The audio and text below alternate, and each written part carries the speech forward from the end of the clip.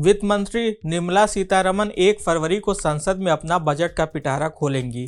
इस पिटारे में पीएसयू यानी कि सरकारी कंपनियों के लिए क्या योजनाएं होंगी, इसे लेकर अभी से अटकलें लगनी शुरू हो गई हैं। बजट में क्या सरकार एक बार फिर विनिवेश यानी कि डिसइन्वेस्टमेंट पर फोकस बढ़ाएगी? अगर ऐसा हुआ तो क्या इससे पीएसयू स्टॉक्स में फिर से तेजी देखने को मिलेगी?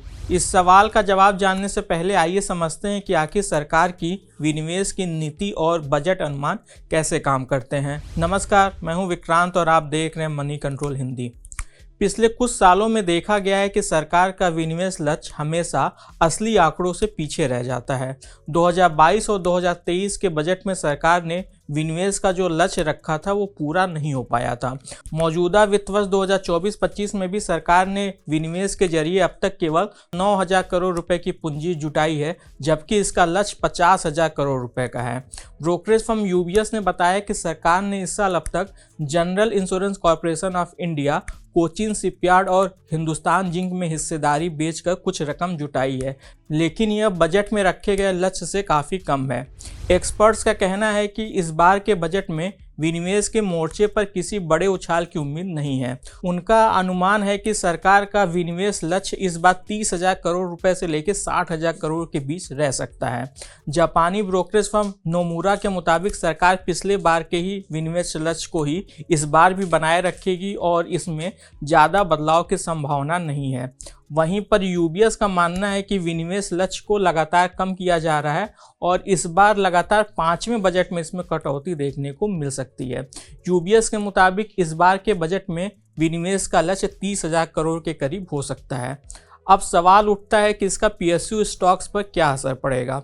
कोटक महिंद्रा एएमसी के मैनेजिंग डायरेक्टर नीलेश शाह का कहना है कि सरकार वित्तीय अनुशासन के रास्ते से भटकने का जोखिम नहीं उठा सकती है। सरकार अगर बजट में गैर जरूरी पीएसयू कंपनियों में रणनीतिक विनिवेश का ऐलान करती है तो इससे वित्तीय घाटे को पाटने में मदद मिल सकती है। हालांकि कुछ बड़े पीएसयू कंपनियों में सरकार अपनी हिस्सेदारी बिक्री को अगले वित्त वर्ष तक टाल सकती है।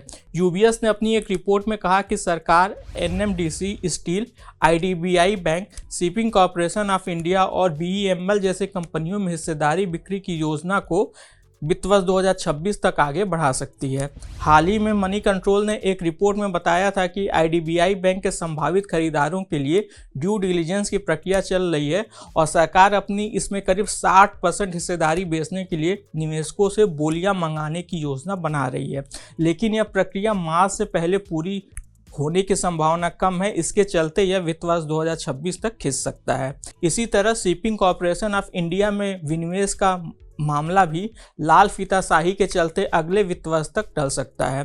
सरकार के इस कदम से पीएसयू शेयरों में निवेश करने वाले निवेशकों को थोड़ा धैर्य रखना होगा।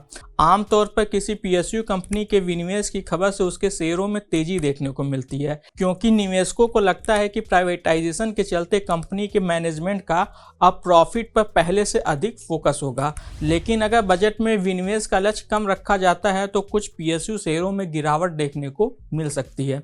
कुल मिलाकर ऐसा लगता है कि सरकार फिलहाल आक्रामक तरीके से विनिवेश की राह पर नहीं चल रही है, बल्कि अपने कोर पीएसयू कंपनियों की एफिशिएंसी को बढ़ाने और उनमें ही निवेशकों की रुचि को बनाए रखने पर ध्यान दे रही है।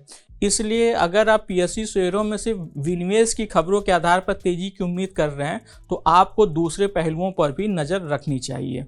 आज के इस खास वीडियो में बस इतना ही। आपको यह जानकारी कैसी लगी हमें कमेंट कर जरूर बताइएगा। बिजनेस और स्टॉक मार्केट से जुड़ी ऐसी खबरों के लिए आप हमारी मनी कंट्रोल हिंदी की वेबसाइट को विजिट कर सकते हैं। इसके अलावा आप हमें यूट्यूब, फेसबुक, इंस्टाग्राम और एक्स यानी कि ट्विटर पर भी फॉलो कर सकते हैं। Thank you.